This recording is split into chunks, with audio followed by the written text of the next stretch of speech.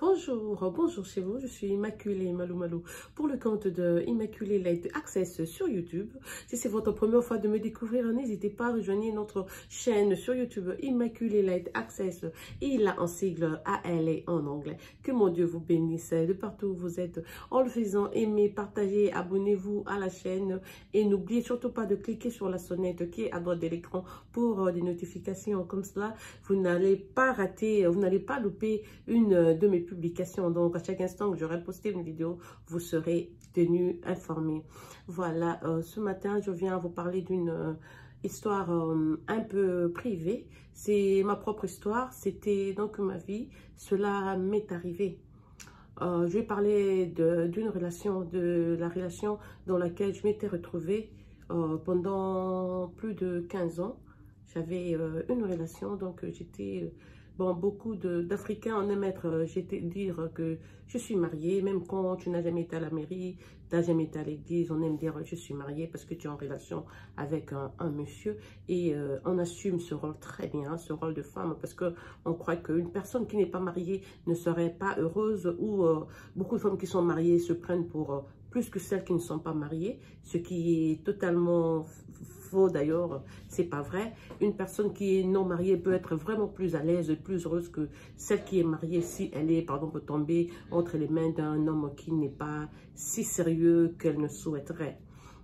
Voilà donc au début de ma relation, j'étais étudiante à peine 22 ans. J'ai commencé une relation, je dirais intime avec quelqu'un que toute ma famille connaissait. Et quand ma famille a vu que la relation commençait à persister, on était là et moi je venais à peine de sortir de ma crise d'adolescence. Je dirais peut-être que là j'étais peut-être très mature parce que le fait d'être vécu presque seule dans une maison, j'avais déjà dirigé 2 maisons comme ça. Moi, la grande sœur qui devait jouer presque le rôle de la maman aussi, je vivais avec mes 2 petites sœurs, Prisca et Lisette, et je m'occupais d'elles comme si elles étaient mes enfants et pourtant elles viennent juste après moi parce qu'il n'y avait personne d'autre dessus. Je devais assumer donc le rôle de maman et déjà à 13 ans, là j'ai fait ça à 13 ans. Donc, beaucoup de gens ne le savent pas, c'était à l'ICASI. J'étais seule à la maison avec mes 2 petites sœurs. Je devais m'occuper d'elles. Elles fréquentaient un lycée où on tressait les cheveux, il fallait ranger l'uniforme, il fallait préparer et faire tout ça. À 13 ans seulement, je suis devenue donc très mature. J'étais vraiment une grande femme parce que je ne voyais pas, il n'y a que moi et mes 2 petites sœurs. En plus, on est au Shabbat, ma famille à Kinshasa. On vient à peine d'arriver, on n'a pas encore assez de connaissances. On bougeait tellement de Kamina, Koluzi, Likasi, Lubumbashi, Kipushi et tout. On bougeait tout. Presque tous les 2 mois, tous les 3 mois. C'était... je ne sais pas, une crise d'affectation ou quoi que ce soit à l'époque, Mobutu, vous savez vous-même. Donc déjà, aller à l'école, on était un peu déséquilibré avec mes petites soeurs parce que tout le temps, on changeait et tout. Et cette fois-là, on s'était donc retrouvés à l'ICASI. Mes 2 petites soeurs fréquentaient le lycée Saint-Sauveur de l'ICASI. Moi, je fréquentais l'Athénée Mapinduzi qui était à l'ICASI aussi. Donc, on était dans le quartier Panda. On quittait donc chez nous, l'avenue Malakite, on marchait jusqu'à Aouzima, à Saint-Sauveur. Donc, je faisais traverser l'asphalte à mes 2 petites soeurs devant leur école. Moi, je prenais le taxibus pour aller donc à l'Athénée, au quartier. Ceux qui connaissent les Cassis le savent. Donc, c'était ça la routine. Et après l'école, je devais rentrer, préparer, laver leurs uniformes et tout. Et après, en tout cas, je vous assure que je n'avais que 13 ans quand j'assumais tous ces rôles-là. Et du coup, j'ai grandi plus vite que personne ne pouvait le croire. Donc, j'étais... Dans ma tête, là, j'étais déjà trop grande. Tout ce que les autres enfants ont fait, jouant, courant, beaucoup, non. J'ai fait ça quand j'avais moins de 10 ans et tout. Quand j'ai fini l'école primaire à Kinshasa, je suis allée au lycée. Du lycée Molende, j'ai fait donc le Shabbat et tout.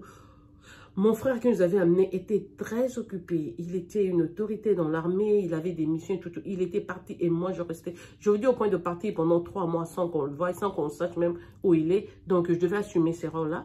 Des fois, on arrivait à court de nourriture et heureusement qu'on avait des sentinelles, on avait des gardes parce que c'était dans l'armée. Donc, on était seuls dans la maison, seuls, mais on avait des gardes du corps, et on avait emporté, on avait donc le papa qui habitait donc notre poérie.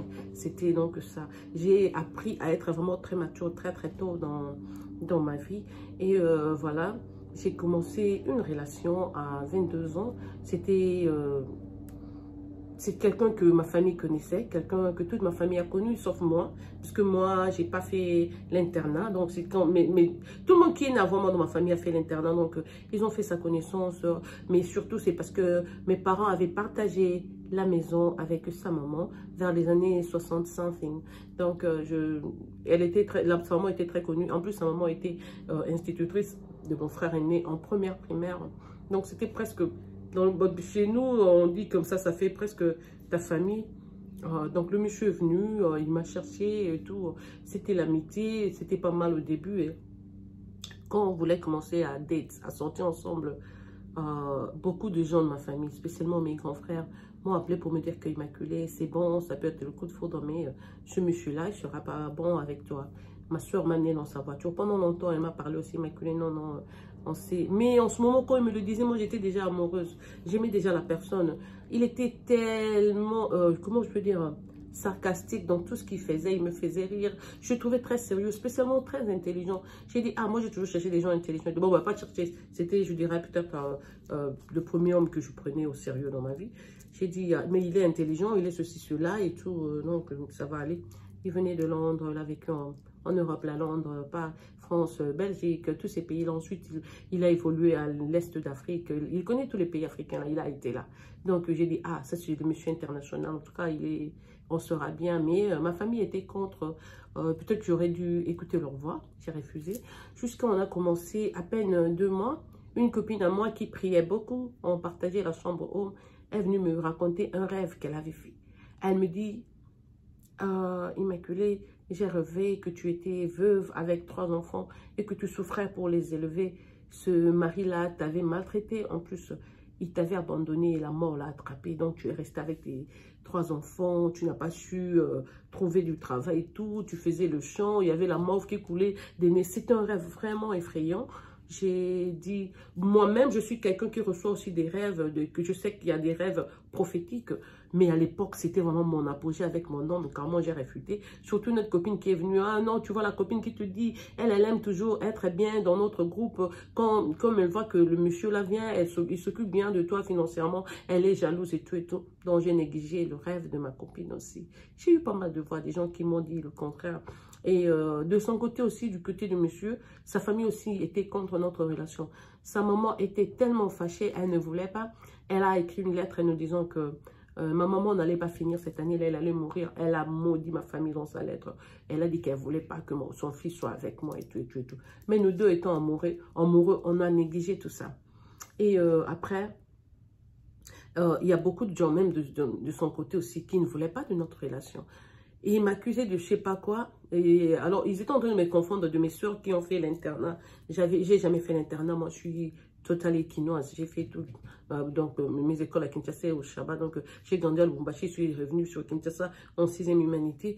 Donc, vraiment, pour eux, m'accuser, j'ai dit, mais sûrement, ils sont en train de me confondre. Moi, je n'ai pas fait l'internat. J'ai jamais été dans aucun internat d'ici au Congo. Donc, c'était ça. Et mais nous deux, au nom de peut-être de l'amour et tout, c'était de l'amour. En tout cas, on s'aimait beaucoup, beaucoup, beaucoup au début là. Alors, la lutte dans ma tête, c'était, je vais I'll prove people wrong. Les gens qui m'ont dit qu'il n'est pas bon, que je ne saurais pas, qu'il n'est pas bon pour moi et tout et tout. Non, c'est sûrement par jalousie. Et, vous savez, même avec les filles, quand l'argent est bon, on oublie tout, parce qu'ils s'occupaient de moi financièrement très, très bien. Et je ne voyais même pas les finances. Pour moi, ils me faisaient rire. On était vraiment amis, très complices et tout, nous deux, ça allait très bien. Et on a commencé une relation. Il me dit, Immaculée, je ne veux pas d'enfant maintenant, on doit attendre jusqu'au quand, je ne sais pas. Et 2 ans, 3 ans après avoir commencé la relation avec lui, j'ai perdu ma maman. Et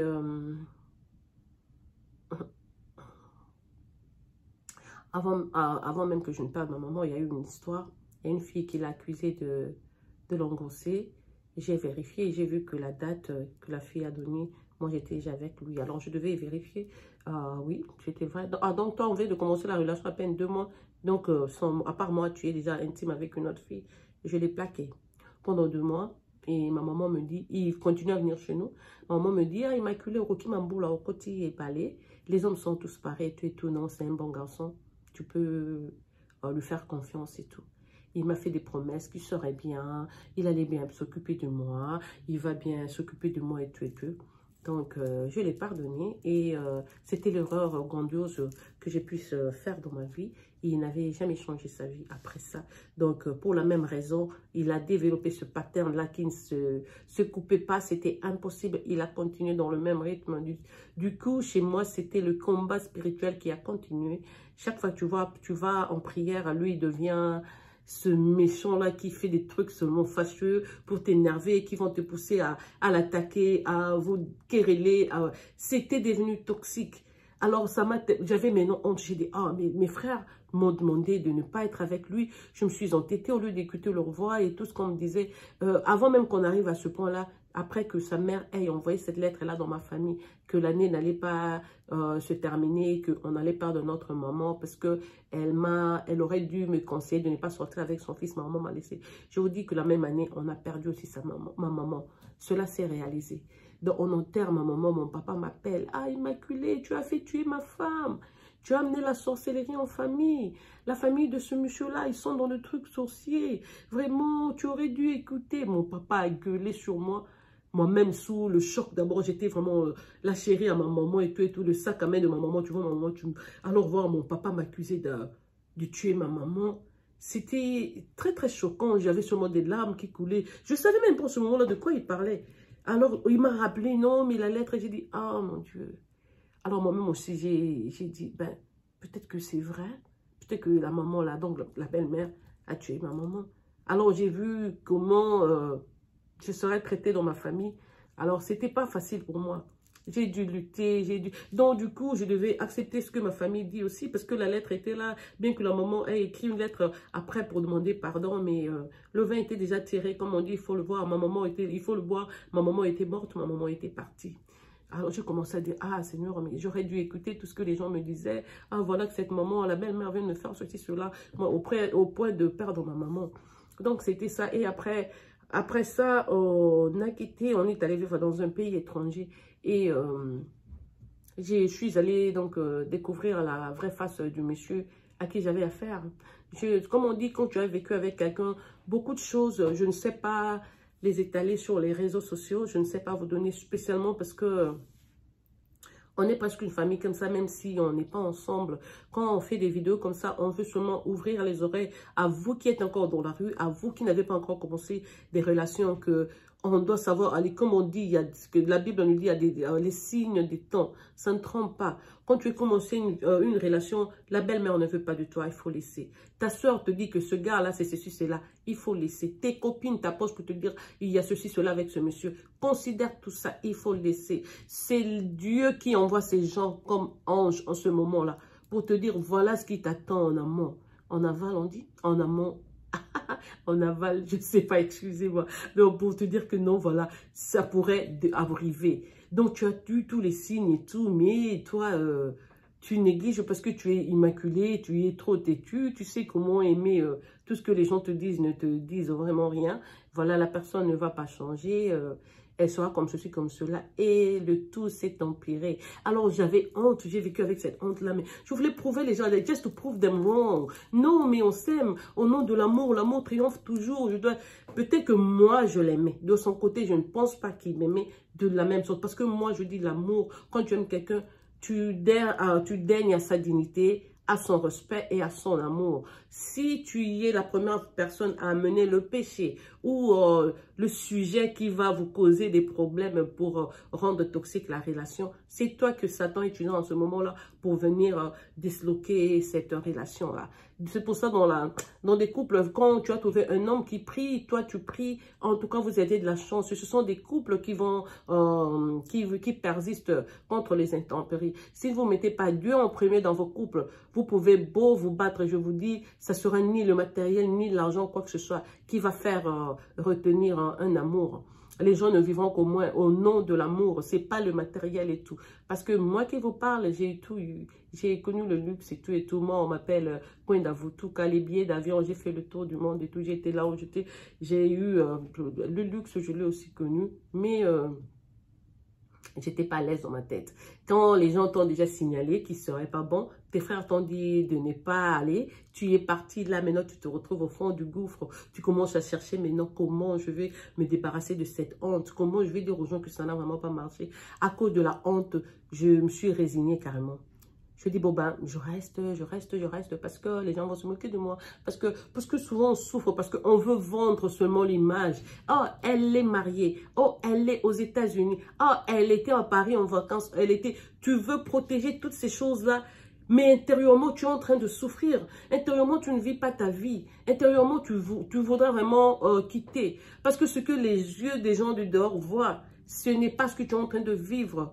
Donc, Ndakola la raté moyo besikama et tangaka ezalité. C'est sûrement la personne qui dort sur un lit qui sait que ce lit a des punaises. La personne qui habite cette maison sait qu'il y a des souris, il y a des cancrets là. Personne qui n'a... Et puis les amis, ils nous conseillent seulement selon ce qu'on leur dit. Ils ignorent souvent ce que nous endurons. Donc la situation là, j'étais en train de souffrir à cause de quelque chose qui faisait ce pattern-là qui n'arrivait toujours pas à arrêter, à stopper. J'ai fini par faire un arrêt cardiaque. C'était en 2015 que j'ai fait un arrêt cardiaque.